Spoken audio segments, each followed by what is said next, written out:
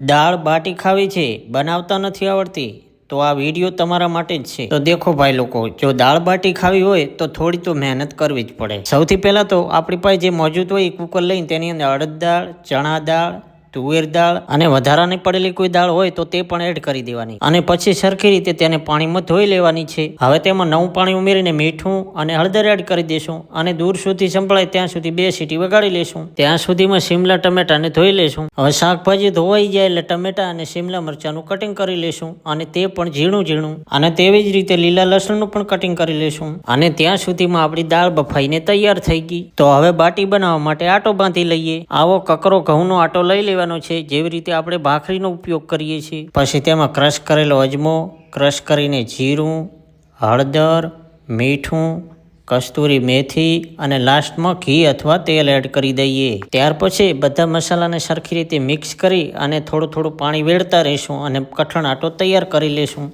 અને પછી વઘાર કરવા માટે તપેલામાં તેલ ગરમ કરવા મૂકી દઈએ। ત્યારબાદ તમાલપત્ર, સૂકા મરચા, તજ અને રાઈ એડ કરીને કકડાવી લેશું। પછી તેમાં જીરું, મીઠો લીમડો, શિમલા મરચાં, લસણ મરચાં અને આદુની પેસ્ટ, ત્યારબાદ તેને થોડીવાર માટે પાકવા દેશું અને પછી ટમેટા એડ કરીને હળદર, ધાણા પાવડર, તીખું અને કાશ્મીરી મરચું અને સ્વાદ મુજબ મીઠું એડ કરી દેશું। હવે બધા મસાલાને મિક્સ કરીને તેલ છૂટે ત્યાં સુધી પાકવા દેશું અને ત્યારબાદ દાળને એડ કરી દેવાની છે। હવે જો દાળ વધારે ઘાટી લાગતી હોય તો થોડું પાણી પણ એડ કરી શકાય છે। હવે તેમાં લીલું લસણ, કસ્તુરી મેથી, હવે દાળને જો ખાટી મીઠી બનાવી હોય તો ગોળ અને 1 લીંબુ નીચોવી દેવાનું। જો તમે તીખી દાળના શોખીન હો તો ગોળને બાદ કરી દેવાનો અને વઘાર કરતી વખતે 1 ચમચી વધારે મરચું એડ કરી દેવાનું। હવે દાળ ઉકળી અને તૈયાર થાય ત્યાં સુધી આપણે બાટીની તૈયારી કરી લઈએ। બાટી બનાવવા માટે આવી રીતે હાથોની મદદથી ગોળ ગોળ પીંડા બનાવીને તૈયાર કરી લઈશું અને પછી તેલ અથવા ઘી ગરમ કરીને તેની અંદર તળી લેશું। બાટી બનીને તૈયાર થાય એટલે કડાઈની અંદર તેલ ગરમ કરી લેશું અને નોર્મલ તાપમાનમાં એક એક કરીને બધી બાટીને તળી લેવાની છે।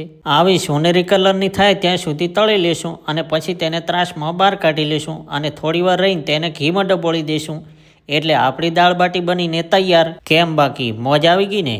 તો હવે એકવાર બનાવી જુઓ અને ફોલો કરી લ્યો। અને હા, આ બધી આઈટમો તૈયાર રાખજો, નકર દાળ બાટી ખાવાની મોજે નહીં આવે। ડુંગળી, લીંબુ, ચટણી, દાળ બાટી, ભાઈ મોજે મોજ।